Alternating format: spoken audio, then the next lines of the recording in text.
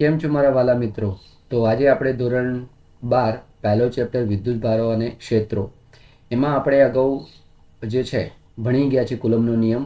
જો અગાઉનું લેક્ચર ના જોયું હોય તો આ લેક્ચર જોતાં પહેલાં તમે પહેલો લેક્ચર અગાઉનું જોઈ લેજો, જેથી કરીને કુલમના તો આ લેક્ચરમાં તમને પ્રોપરલી ખબર પડે. જો પહેલો લેક્ચર તમે નહીં જોશો ને આ ડાયરેક્ટલી જોશો તો તમને આમાં જે છે કંઈ ખાસ અંદાજો નહીં આવે. તો અહીં આગળ આપણે જે ચર્ચા કરવાના છે, પ્રશ્ન એવો છે, આપણો ક્વેશ્ચન છે કુલમના નિયમની મદદથી, અથવા આપણે કુલમના નિયમની તો આપણે ચર્ચા કરી ગયા છીએ, પણ જો તમને એક્ઝામની અંદર કયા પ્રકારનો ક્વેશ્ચન આવે અને એ વખતે તમે કઈ રીતે તમે એને લખો તો એના વિશે હું તમને કહું તો અહીંયા આગળ ક્વેશ્ચન એ રીતે લખી શકાય. કુલમના નિયમની અત્યારે આપણે ફરતી વાત નહીં કરીએ, બરોબર છે, કારણ કે ઓલરેડી આપણે અગાઉના લેક્ચરની અંદર વાત કરી. પ્રશ્ન એવો છે કે કુલંબનો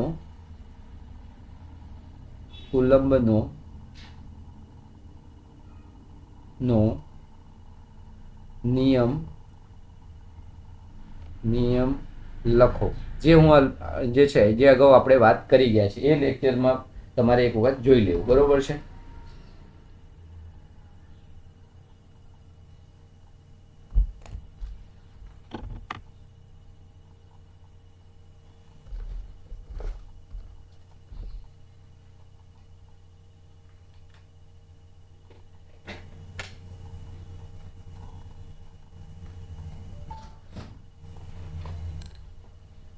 કુલમનો નિયમ લખો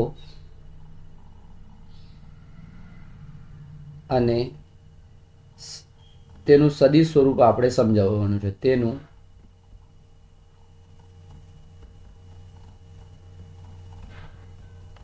સદિશ સ્વરૂપ મેળવો.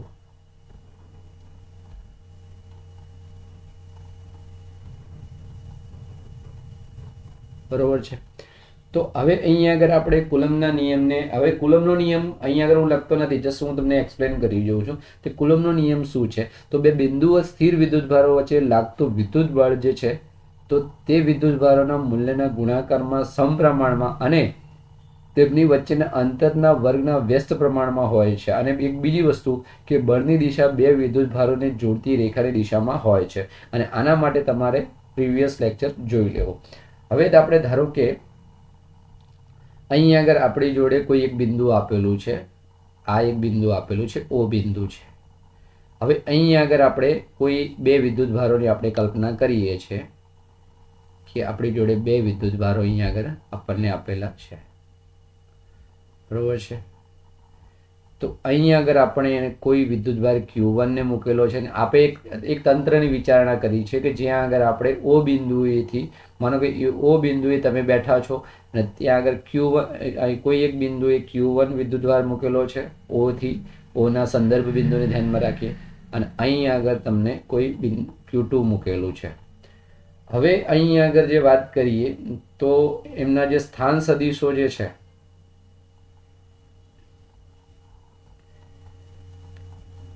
સ્થાન સદિશોની વાત કરીએ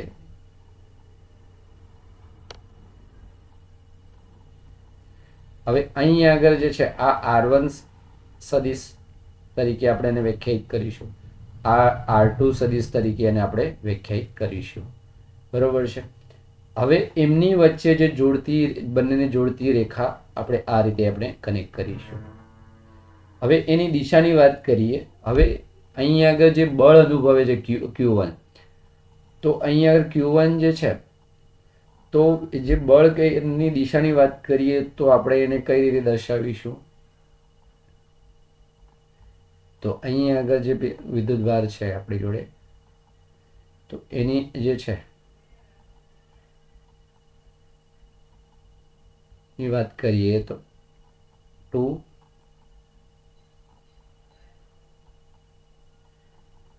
અહીં આગળ 1 2 અને 2 1, મતલબ એકના પર બેના કારણે જે છે જે બળ અનુભવાય છે અહીં આગળ આપણે એ રીતે આપણે સમજી શકીએ. તો એક વડે જે છે એક અહીં આગળ બે પર જે છે, હવે પહેલા આપણે લખી દઈએ પછી હું તમને સમજાવું છું, બરોબર છે. તો 2 1 આ 2 1 છે. કેવું છે? 2 1. આ 1 2 છે. હવે અહીંયા આગળ એકનું ઉપર વડે છે 2 વડે લાગતું બળ, માનો કે જે માર ખાય આગળ, એ રીતે યાદ રાખવાનું તમારે, જો કન્ફ્યુઝન ના થાય. તો માર ખાય એ આગળ હોય, ટપલી ખાય, આપણે સ્કૂલમાં બેઠા હોય તો આગળનાને આપણે શું કરીએ? ટપલી કરીએ. એટલે કે એને શું કે માનો કે અહીંયા આગળ આ આપણી પાટલી છે, બરોબર છે, પાટલી પર વિદ્યાર્થી બેઠો હોય, બરોબર છે. તો આને કોણ જે છે એ આને કોણ કંડગત કરશે? તો આ પાછળવાળો જે છે ને, આ પાછળવાળો જે છે એ આને કંડગત કરશે. એટલે કે આ આપણો Q1 છે, આ આપણો Q1 છે અને આ આપણો Q2 છે, બરોબર છે. તો આને આપણે લખવું હોય તો કઈ રીતે લખીએ છીએ? સદિશ F12, બરોબર છે. તો એક પર જે છે, તો એક જે છે એક વડે વિદ્યુત અહીંયા આગળ વાત કરીએ તો કોના કારણે કોના પર બળ લાગે છે? તો આપણે એ રીતે ડિફાઇન કરી શકીએ. તો એક પર લાગતું, એક પર જે છે 2ના વડે બળ લાગે છે. આપણે અહીંયા ક્લિયર છે, તમને દેખાય છે કે એકના પર છે 2ના વડે શું લાગે છે? તો બળ લાગે છે. આ રીતે તમે વિદ્યાર્થીના ઉદાહરણ દ્વારા પણ તમે એને ઇઝીલી યાદ રાખી શકો છો. હવે આપણે વાત કરીએ, હવે એના સાંજ સદિશોની વાત કરીએ. તો અહીં આગળ આપણે સાંજ સદિશ છે, તો સદિશ આર તો 2 1 ઇઝ ઇક્વલ ટુ આર સદિશ આર 2 માઇનસ R1, બરોબર છે. આ સ્થાન સદિશ છે.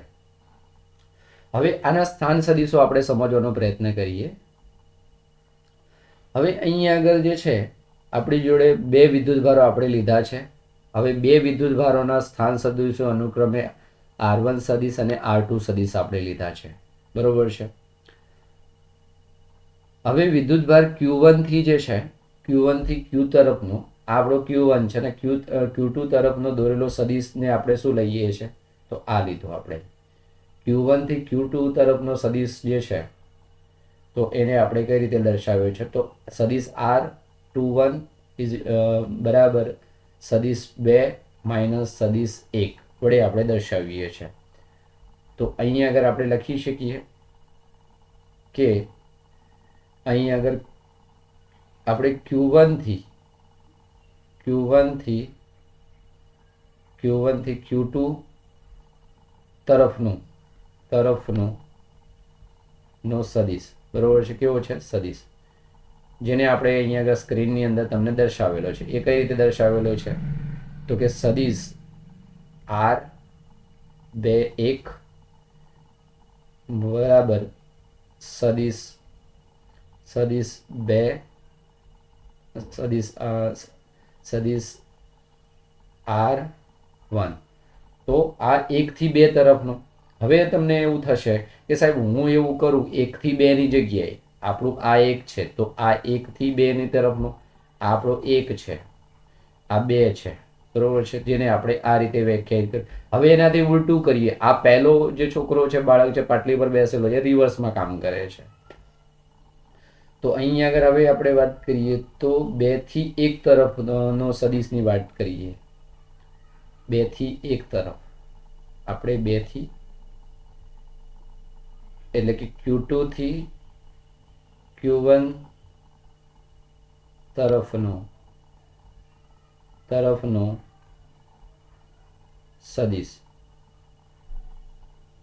ની વાત કરીએ તો અહીં આગળ હવે એને કઈ રીતે લખીશું આપણે? હવે Q થી દોરેલું તો એના સદિશને આપણે કઈ રીતે દર્શાવીએ છીએ? તો એને આપણે R સદિશ R12, હવે 1 2 છે, કયું છે? તો 1 2. તો એને આપણે અહીંયા ડિફાઇન કરવું હોય તો સદિશ R12 બરાબર સદિશ R1 ઓછા સદિશ R2. આ રીતે આપણે સદિશ દર્શાવીએ છીએ. તો આમ આપણે એવું વસ્તુ કરી શકીએ કે અહીં રિવર્સ પ્રક્રિયા થાય છે. તો અહીંયા આગળ આપણને શું, અહીંયા આગળ રિવર્સ પ્રક્રિયા થાય છે. તો આપણે એને આ રીતે આપણે દર્શાવી શકીએ કે એકબીજાને રિવર્સ પ્રક્રિયાના અનુસંધાનમાં. તો આપણે સદિશ F12 બરાબર માઇનસ સદિશ જે છે 2 1 છે. કઈ રીતે 2 1 આ રીતે દર્શાવી શકીએ, બરોબર છે. હવે આ સદિશોની માનો જે એકમ ઘટક, જો આપણો આ જે છે ને આ આપણે આ દિશામાં સદિશ F12 છે અને આમાં Q2માં F21 છે.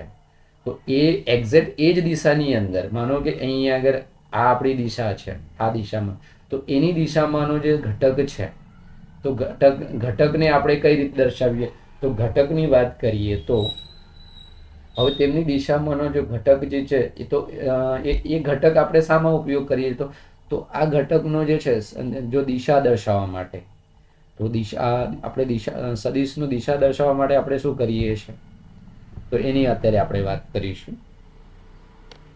તો એકમ સદિશ જેને આપણે કહીએ છીએ, આ સદિશ છે, આ શું છે આપણો, આને આપણે સદિશ કહીશું. શું કહીશું? સદિશ. હવે એકમ સદિશની વાત કરીએ, કોઈ યુનિટ પોર્શનની વાત કરીએ તો એની અંદર આપણે જે છે એકમ સદિશ દર્શાવવા માટે આપણે શું વાપરીએ છીએ, તો એકમ સદિશ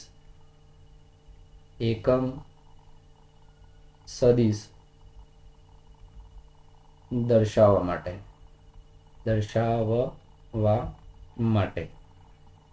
હવે એકમ સદિશ દર્શાવવા માટે આપણે શું કરીએ છીએ, એકમ સદિશ દર્શાવવા માટે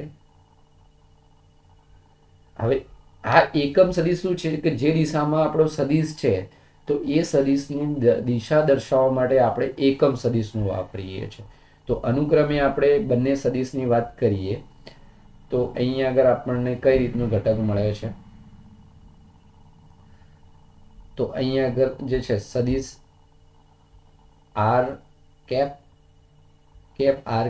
એટલે ટુ આર કેપ 1 2 બરાબર આપણને મળશે સદિશ આર 1 2 1 2 અને આર 1 2. એ જ રીતે આપણે અને આપણો જે બીજો ઘટક છે, આ ઘટક જે છે તો એના માટે આર કેપ 2 1 એની વિરુદ્ધ દિશામાંની વાત છે કે જે અહીંયા આગળ આપણે જે ચર્ચા કરેલી છે, બરોબર છે. આ F12 છે તો આના પાછળની બાજુ એટલે કે 2 પર જે છે એક પર જે પ્રેશર લાગે છે કે એની દિશામાંનો જે ઘટક છે, તો એની દિશામાંનો જે આપણે શું કહે કે દિશા દર્શાવવાની છે એકમની, તો એને આપણે કઈ રીતે લખીશું, તો 2 1 2 1. તો આ થઈ આપણી વાત. હવે કુલમના નિયમ પરથી આપણે બળની હવે વાત કરીશું. હવે આપણે નવી સ્લાઇડ પર જતા રહીએ. હવે કુલમના નિયમ પરથી જો મિત્રો આ વર્ક તમને ઉપયોગી થતું હોય તો મને જરૂરથી કોમેન્ટની અંદર જણાવશો કે તમારે હજુ શાની જરૂરિયાત છે, કે આમાં હું શું હજુ સારું કરી શકું તમારા માટે. સાથે સાથે આ જે વિડીયો જે છે તમારા જે છે ફ્રેન્ડ સર્કલમાં તમે સ્પ્રેડ કરજો કે જેથી કરી આનો કામનો જે છે લાભ મેક્સિમમ લોકો વિદ્યાર્થીઓને થાય. અને મારો પણ પ્રયત્ન એવો છે કે મારા કામ થકી તમને કંઈક ફાયદો થાય, બરોબર છે. તો કુલમના નિયમ પરથી આપણે હવે સાબિત કરી શકીએ કુલંબના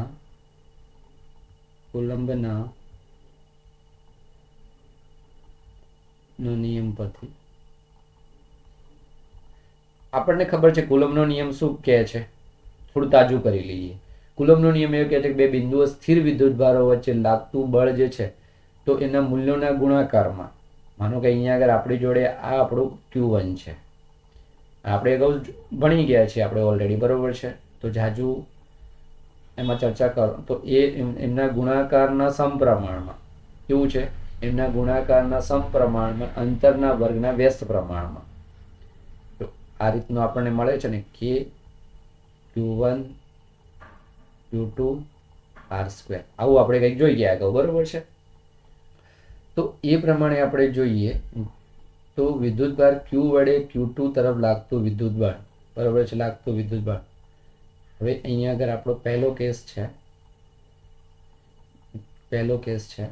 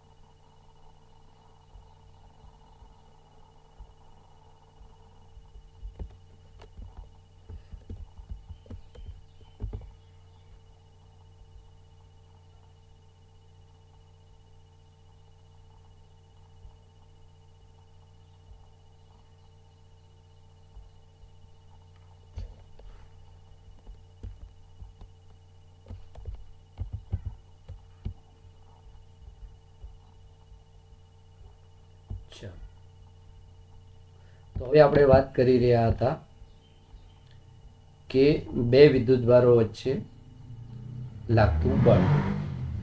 હવે અહીંયા આગળ જે કુલમનો નિયમનો આપણે ઉપયોગ કર્યો હતો, બરોબર છે, શાનો ઉપયોગ કર્યો હતો? કુલમના નિયમનો. તો અહીંયા આગળ જે છે તો વિદ્યુતભાર ક્યુ વડે Q2 પર લાગતું બળ, વિદ્યુતભાર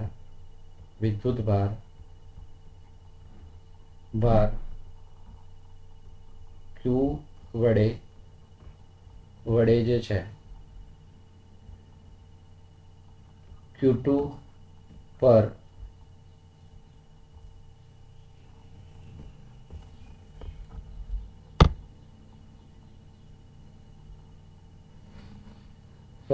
લાગતું બળ. હવે ક્યુ વડે Q2 પર લાગતું બળ, તો એની અંદર આપણે ક્યુ વડે જે છે આપણે વાત કરી ક્યુ વડે Q2 પર લાગતું બળ. હવે Q1 દ્વારા આપણને મળે છે. તો આપણે અગાઉ જોઈ ગયા તો ક્યુ વડે, માનો કે આ આપણો Q1 છે અને આ આપણો Q2 છે, બરોબર છે. હવે આના વડે જે છે આના પર બળ લાગે છે Q1 થી Q2 પર. તો કોણ માર ખાય છે? તો Q2. એટલે કે આ દિશા આપણે આ બાજુ મળશે. તો અહીંયા આગળ આપણે લખી શકીએ સદિશ F21 બરાબર આપણને 1/4π epsilon not into Q1 Q2 ભાગ્યા R21, અને એની દિશામાંનો કોઈ એક ચોક્કસ દિશા બતાવે છે તો આપણે શું લખીશું? R હેટ કેપ, એને જે કેપ હેટ તમારે જે કેવું કહી શકો 21. તો આ આપણું સમીકરણ 1 તમને મળ્યું. હવે વિદ્યુતભારની દિશાનો આપણે ઉલટાવીએ તો અહીં આગળ આપણે Q2 વડે જે છે કોના પર? Q1 પર બળ લાગે છે, વિદ્યુત બળ લાગે છે, બરોબર છે, લાગતું બળ. તો એની આપણે વાત કરીએ તો એને આપણે હવે સેમ આનાથી ઉલટું અહીંયા આગળ આપણે જોઈએ તો અહીંયા આગળ આ રીતનું થશે. હવે અહીંયા આગળ આપણું શું બધું F21, હવે અહીંયા આગળ F12 આ રીતે લખશે, બરોબર છે. તો હવે અહીંયા આગળ આપણે જોઈએ તો સદિશ F12 બરાબર 1/4π∁0 ઇન્ટુ Q1 Q2 બાય, એટલે કે એમના આપણે કુલમના નિયમ પ્રમાણે જોઈ રહ્યા છે મિત્રો, બરોબર છે. અને તમને કોઈ એવું લાગે કે કશી સમજણ નથી પડતી તો તમે મને પર્સનલી કોમેન્ટમાં જણાવી શકો છો, હું કોમેન્ટ તમારી જરૂરથી જોઈશ. તો આર સેમ આપણે અગાઉ જોઈ ગયા એ પ્રમાણે ઇન્ટુ R∩12. તો આ આપણું સમીકરણ જે છે આ આપણું સમીકરણ 2 બનશે, બરોબર છે. તો આપણને ખબર છે તો એની જો એકબીજાની અસર નાબૂદ કરે છે તો હવે અહીંયા આગળ છે R1 એ Fની દિશામાંનો, હવે R1 અહીંયા આગળ આપણે વાત કરીએ આ જે R∩12 છે એ કઈ દિશામાંનો એકમ સદિશ દર્શાવે છે તો આની દિશા સદિશ F12 ની દિશામાંનો આ એકમ ઘટક દર્શાવે છે. હવે સેમ આપણે વાત કરીએ તો સદિશ 21 R વેક્ટર સદિશ 21 જે છે કોની કયા બળની દિશામાંનો એકમ ઘટક તો સદિશ F21 ની દિશામાંનો એકમ ઘટક દર્શાવે છે, બરોબર છે. તો અહીંયા આગળ ઇન્વર્સલી આપણે 2, તો હવે 2 ઘટકોની વાત કરીએ તો પરંતુ આપણે એક વસ્તુ તો આના પરથી ક્લિયર થાય છે કે R∩12 બરાબર માઇનસ એનું વિરુદ્ધ બાજુની વાત કરીએ, હવે એના પર વિરુદ્ધ, બરોબર છે. તો માઇનસ R∩21 લખી શકાય મિત્રો. તો હવે આપણને અહીંયા આગળ ઘટક કયો મળશે તો અહીંયા આગળ આપણે વાત કરીએ તો સદિશ F12 બરાબર આપણે લખી શકીએ તો અહીંયા આગળ આપણે લખી શકીએ આ પ્રમાણે, અહીંયા આગળ આપણે લખી શકીએ તો -1/4π∁0 into Q1 Q2 R² into આપણે લખી શકીએ કે ઇન્ટુ, બરોબર છે. તો R∩ આપણે 12 આપણે લખી શકીએ, શું લખી શકીએ 12 આપણે લખી શકીએ. તો અહીં આગળ આપણને 2 ઘટકો મળે છે. હવે સમીકરણ 1 અને 2 પરથી આપણને ફાઇનલી આપણને શું મળે છે તો સમીકરણ 1 અને 2 પરથી આપણે એક તારણ પર આપણે આવી શકીએ કે સમીકરણ 1 અને 2 પરથી બરોબર છે પરથી આપણે જે છે બળ જે છે કઈ રીતનું મળશે તો સદિશ F12 બરાબર આ માઇનસમાં મળશે, આપણે એકમ સદિશ જોઈ ગયા પ્રમાણે તો 21 શું મળે છે 21. નેક્સ્ટ સ્લાઇડમાં જતા રહીએ. હવે અહીંયા બંને વિદ્યુત ભારોની આપણે જો છો તો ચિહ્નોને પણ આપણે ધ્યાનમાં લેવા પડશે, બરોબર છે. સમાન મૂલ્યના પણ પરંતુ વિરુદ્ધ દિશામાં લાગતા બળો છે. આમ આપણે કહી શકાય સમાન મૂલ્યના તો છે પણ એકબીજાની દિશા જે છે કેવી છે વિરુદ્ધ છે. સપોઝ આપણે ધારીએ કે કોઈ બળ આપણે લીધો, બરોબર છે, કોઈ માનો કે કોઈ વિદ્યુત ભારના કારણે બળ આપણને મળે છે. હવે આ Q1 છે ને આ આપણો Q2 છે, બરોબર છે, 2 ચાર્જ લીધા, આની વેલ્યુ 2 કુલમ છે, આની વેલ્યુ પણ 2 કુલમ. સમાન મૂલ્યના અને વિરુદ્ધ દિશામાંના કેવા છે તો કે વિરુદ્ધ દિશામાંના આપણને મળે છે. હવે જો Q1 અને બંને સમાન ચિહ્ન ધરાવતા હોય, સપોઝ આપણે એક કેસની વાત કરીએ કે કેસની વાત કરીએ, કેસ એટલે કે તથ્યોની વાત કરીએ. હવે Q1 અને Q2 સમાન મૂલ્ય ધરાવતા હોય, બંને સમાન, તો ધન અથવા ઋણ હોય તો બંને એક જ દિશામાં અને અપાકર્ષણ દર્શાવશે. હવે આપણે સપોઝ ધારીએ કે અહીંયા આગળ આપણો આ એક વિદ્યુતભાર છે, બીજો વિદ્યુતભાર આપણો આ રહ્યો, બરોબર છે. હવે આને આપણે Q1 કહીશું, આને આપણે Q2 કહીશું, બરોબર છે. હવે એની જોડતી દિશા જે છે, અહીં આગળ આપણે વિદ્યુતભાર આ જે છે આ દિશામાં બળ લગાવે છે, તો આપણે સદિશ એને કહીશું 1 2, બરોબર છે. 1 2 બેના કારણે એક પર લાગે છે બળ, બરોબર છે. તો એની વિરુદ્ધ બાજુ આપણે લખી શકીએ, થોડી હું સ્પીડ કરું છું, તો 2 1, બરોબર છે. હવે અહીં આગળ જે છે તો એક ઘટકની વાત કરીએ તો સદિશ r હેટ 2 1, અહીં આગળ આપણે શું લખીએ, r હેટ 2 1 2 1, અહીં આગળ આપણે આ રીતે લખી શકીએ. હવે અહીંયા આગળ જે છે આ બંને બળો જે છે સમાન મૂલ્યના છે, Q1 અને Q2 સમાન ચિહ્ન ધરાવતા અથવા એ સમાન છે.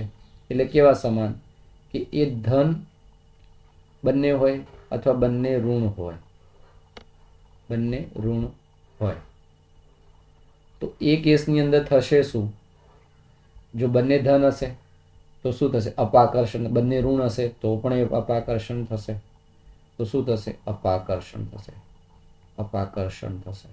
આપણને ખબર છે કે જ્યારે સમાન પ્રકારના ધ્રુવોને આપણે નજીક લાવીએ તો શું થાય છે, અપાકર્ષણ થાય છે. વિદ્યુતભારોના કેસમાં પણ આ રીતના છે.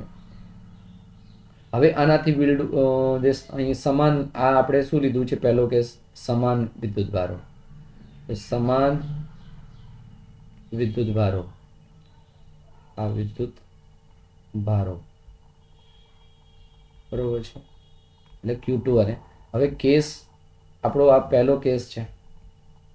હવે કેસ 2 નું આપણે ડિસ્કશન કરીએ, કેસ 2 નું ડિસ્કશન કરીએ. હવે એની અંદર શું કહે છે, હવે અહીં આગળ આપણી જોડે બે વિદ્યુતભારો છે, આ બે વિદ્યુતભારો આપણે અહીં આગળ રાખેલા છે, બરોબર છે. આ આપણું Q1 છે અને આ આપણું શું છે, Q2 છે. શું છે, Q2 છે. હવે એમની દિશાની વાત કરીએ તો દિશાની આપણે વાત કરીએ તો આ કેવા છે, અસમાન છે. ખાસ યાદ રાખજો, બંને પણ જે છે બંને વિરુદ્ધ ચિહ્ન છે અથવા અસમાન છે, અસમાન સમાન છે, અથવા બીજા શબ્દોની અંદર કહીએ તો વિરુદ્ધ ચિહ્ન ધરાવતા છે. તો એમની વચ્ચે કેવું આકર્ષી પ્રકારનું બળ લાગશે. તો અહીં આગળ જે છે આ આપણું સદિશ F1 2, પછી અહીંયા આગળ જે છે સદિશ 2 1, આ રીતે બળ લાગે છે. અને એમની દિશાની વાત કરીએ તો અહીંયા આગળ તો r હેટ 2 1, આ રીતે છે.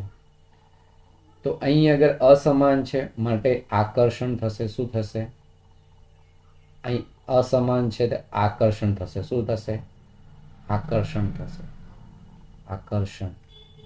એટલે આપણે થોડું સમજીએ, અસમાન એટલે કે આને આપણે ધન કહીએ, એક આપણે ધન લઈએ અને એક ઋણ લઈએ, અથવા એવું કરીએ આને ઋણ લઈએ અને ધન લઈએ, તો આ કેસની અંદર શું થશે, આકર્ષણ થશે.